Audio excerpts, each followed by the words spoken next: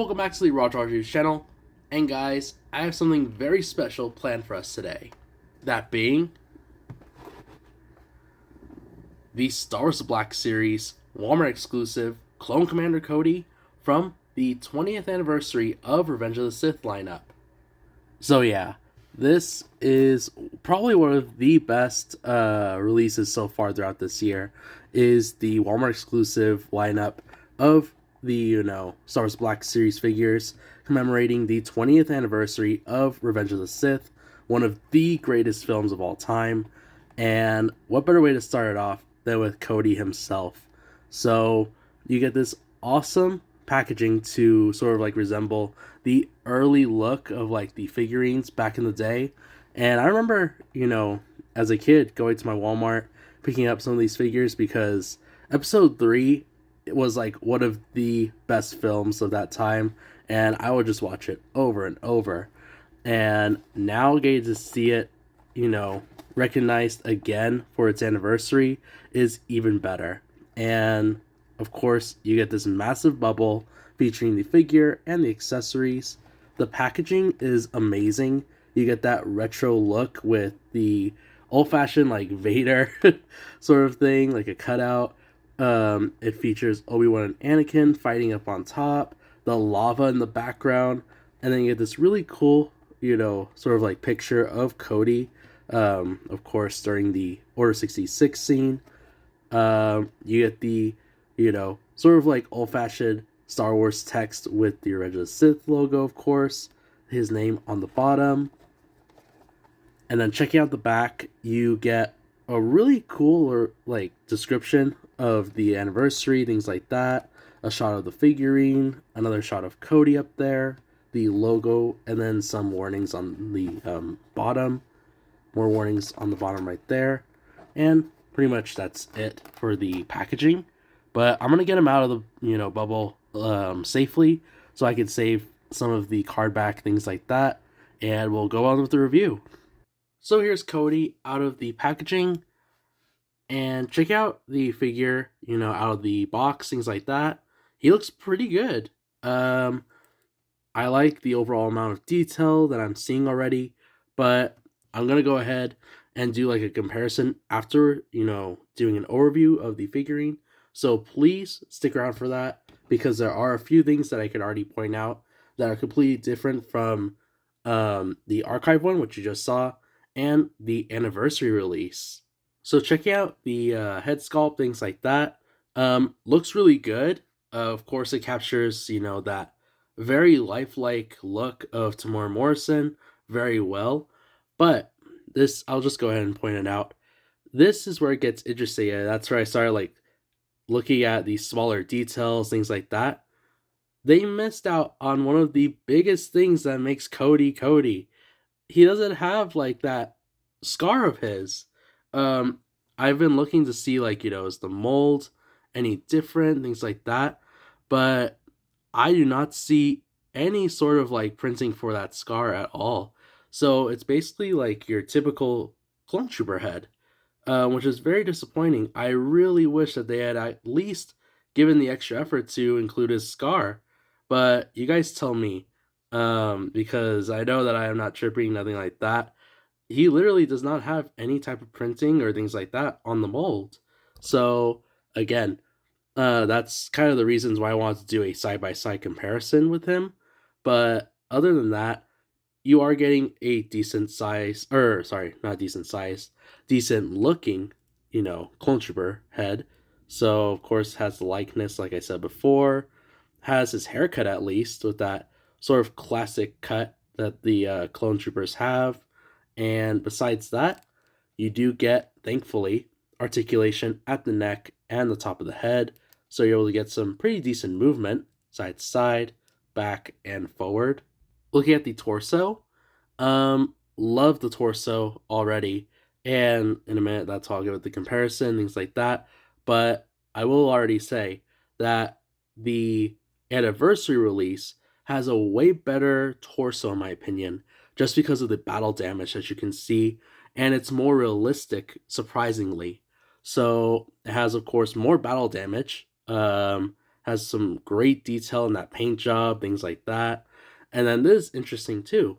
So he has his jetpack piece, which is kind of cool for them to include.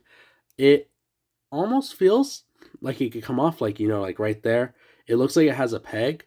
I've been trying to get it off to, sort of like already have it in place or whatever. I don't want to take it off just in case it like ruins the sort of like chest piece right here. But it looks like it does come off. It is also made of a looser plastic, surprisingly, which is nice. I like how they incorporated that with this release compared to the archive one. But with that looser plastic, you are able to get a much better feel for that ball joint right here. So side to side, back and forward. Looking at the arms now, the arm does stick out pretty well. It is able to go around pretty freely. The shoulder pad is made of a looser plastic, so that's nice to know. The antenna right here is looser plastic as well. He has a butterfly joint, swivel near the shoulder. The elbow joint right here, it almost feels like a double elbow, but it goes about there at its max sort of like part, just because of the sort of like elbow guard. The wrist and at the hand, it does have articulation, so that's good to know. The other side as well, arm sticks out pretty decent, is able to go around pretty freely. Of course, the looser plastic for that shoulder. Butterfly joint right here. The elbow is almost like a double elbow, but because of the elbow, guard again, it kind of restricts it. And then he does have articulation at the wrist and at the hand. Checking out the waist, he does have this like belt with some pouches, some clips, things like that. It is sort of like with this gray coloring, which is a little bit different, but it is on the archive one, so it is accurate to that one. The pouches come in different colors, so like you saw, half of it comes in gray. This side is in that orange sort of like coloring. He has like these with like this copper coloring, and unfortunately, the grenade does not come off. Look at the legs. He's able to go almost into a full-on split. He is able to sit down pretty nicely, and then he goes back right there. Looking at the thighs, his thighs do have a swivel. Right here, he does have almost like a double joint on the knees, but again, because of the knee pads now, it does restrict him into only kneeling down. And then looking at the boots, this is the part that's kind of interesting. You see all this battle damage, but that's one thing that I did notice is there isn't a lot of battle damage going down here. The archive one doesn't have battle damage either, but it would be nice to incorporate that. But anyway, he does have these white boots. They point down, point up, and there is rock ankles to get some cool action poses. And real quick, before we do the comparison, we'll just go over his accessories. So first off, we have his helmet. Look at the helmet. It looks amazing. They got everything on point, from the look, the color, everything. He matches up, just the way that you'd expect. Love, the visor. I am a big fan of like the bonnet sort of like visor on the clone troopers, so you can kind of see why Cody is one of my favorites. But other than that, really exceptional job with that paint job. Just the overall mold, and this is a helmet that you're able to put onto him without removing the head, so I'll show you guys that. Just like with most of the other releases of clone troopers, you're able to put on the helmet pretty nicely. Goes on top, and gotta say, it works. Up next, here goes a blaster rifle. Look at the blaster rifle. It is your typical sort of like smaller ranged rifle that they always have. So it comes in this like gunmetal gray for the most part right here. Of course, has like that magazine, longer barrel, and then the grip and the trigger. And he's able to hold onto it very nicely, as you can see right here. Fits perfectly in his hands. And last but not least, we have one of the more anticipated exclusive accessories to this figure, which is the hologram of Emperor Palpatine. So checking out the hologram with Emperor Palpatine, of course, is when he gives out Order 66, sparking the purge of the Jedi. But this accessory looks and feels awesome.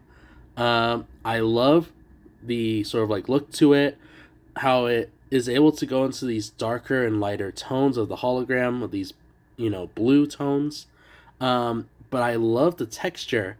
It is almost like a 3D print type of texture I'm feeling, but oh my gosh, it is so cool finally able to have this accessory be part of the collection, things like that. Because I've always tried to, track down customs, things like that. And I know there are customs out there, but to now have an official, accessory to go alongside him, it just makes it a lot more better. And yes, he is able to hold onto it very nicely. But that's the only thing that I noticed with trying to put on this accessory is both of them are trigger fingers. So you're gonna have to squeeze in Emperor Palpatine into the palm of his hand just to get it, on point. So make sure that you have Palpatine facing the right way. Otherwise, you have to struggle a lot more than you need to. And now, the moment you all have been waiting for, before we go into the overview, things like that, we're going to do a comparison between the archive version and the newly added anniversary version. So, going over some of the changes that you can basically see from this point, one of them I already knew right away, and it doesn't show up as well as I would like it to be like in camera. But if you were to see this figure in person and compare them side by side, you can basically see, maybe you can, the color. The orange is completely different tone of, or shade of orange. So the anniversary one is a much lighter tone, like a really lighter tone, where the archive one has a much darker tone to it. So it's a little bit more accurate to the ones that we see on screen. Another difference, of course, is the battle damage. So you can kind of see they were going for that with the archive one, but it is actually indentured to the armor plating, where there is no indentures, things like that with the anniversary release. Just a printing with that darker color. The helmets obviously are a little bit more different just because you are getting the more accurate molds right here. This one is more of, for the purpose of the head or like the accessory. So let's see if I can compare them. You can see, for it being a helmet that's placed onto the figure instead of it being already on there permanently, you can definitely tell from the thickness of the helmet right there. So that's one of the other major differences I did notice. The jetpack and some of the other detailing is a lot more different on the backside. So the archive one, definitely, which I'll score in a minute, the detail work is a lot more better on the archive than the anniversary release. And you can basically tell with that big difference. With the coloring, you get a much deeper copper tone. The grenade actually has color going throughout it, where it's just a plain and dry on the anniversary release right here. So yeah, subtle differences there and there, but still it does impact the figurine a lot. So first off, let's start with the pros and cons. Going over the pros of these figures, let's start with the archive one. So with the archive Cody, the detailed work is much better. Definitely an improvement with everything in general, basically. It has the correct coloring. It's a lot more accurate, and things like that compared to the other one. And I gotta say, for it being, the older release now, is definitely a lot more, like I said, screen accurate. The detail work is nice, things like that. So that's the pros for him. The pros for the anniversary release Cody would have to be like the accessories. I will agree that the accessories definitely, make the figure, and for it finally having that hologram of Palpatine is kind of leaning towards that side. And I guess the more realistic approach to it, especially with that battle damage, things like that, they definitely tried So that's what I'll go ahead and give them. Now moving on to the cons. Obviously there is some sort of like adjustments that I would make to the archive one. There being no pinless joints for the archive, and there being some for the newly released one, definitely make a difference. You don't want the pins showing too much, things like that, because that's what gives this one more realistic look. Where obviously he had to have double pins on the knees and on the elbows right there for those joints. But I feel like if the archive one were able to achieve that, then that would be an instant winner right there. And for the anniversary one, there is, you know, a handful of cons that I would like to point out. More so being the detailed work with his face. I really wish that we had gotten that scar on him to, basically complete the look, especially if you don't want him with the helmet, which I did plan for this one. So I am a little bit disappointed about him not having that scar. The shade of orange, I know that's a small detail, but it's a bigger detail for, a collector and things like that. So I am going to pinpoint that. I would like to see a lot more. If they are going to do that amount of battle damage on the chest plate, they got to do the rest with, the rest of the figure. Give him some muddy boots, things like that. I know some people prefer a cleaner look to Cody, things like that, so I'm pretty sure that's why they skipped out on that step. But other than that, that's pretty much what I'm asking for with the anniversary one. And now for my final sort of like overview of the comparison part. Basically, if you want a more, how should I say this? I guess not really screen accurate, maybe. Sort of like look for Cody. You just want him for who he is. I would probably stick with the anniversary one just because of him having a lot more screen accurate,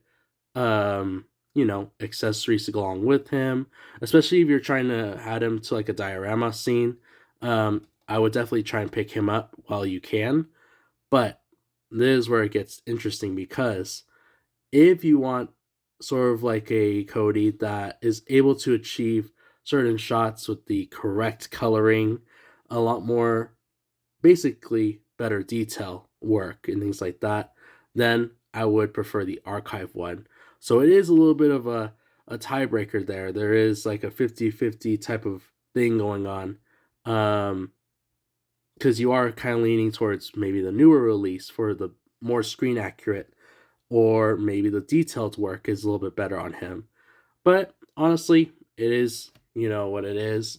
So whether or not you're interested in either or, I guess I would just say leave it to you, based around your opinion of the figurine.